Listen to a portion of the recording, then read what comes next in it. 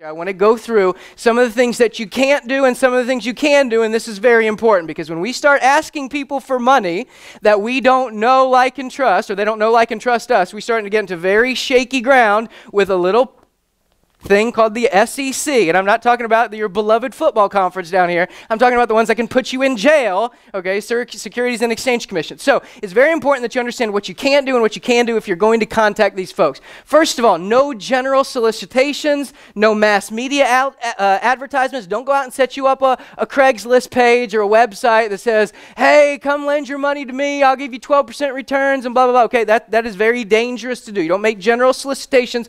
All of this is rolling towards, again, what? Relationships. These are ways for you to connect with people. Say, hey, do you want to go have some coffee? Like, I see that you do a lot in real estate. I do a lot in real estate. Is there a way we can get together and talk about how we may be able to help each other out? You see the difference between that and a letter that says, hey, I can guarantee blah, blah, blah returns, right?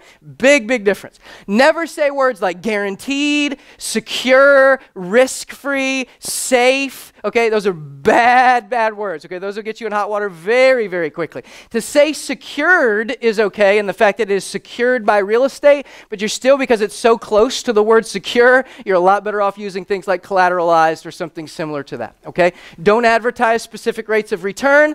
Never, ever solicit investments across state lines. That is a huge, huge no-no. Don't go sending letters to people in Alabama. That's going to cause you some big problems. Okay.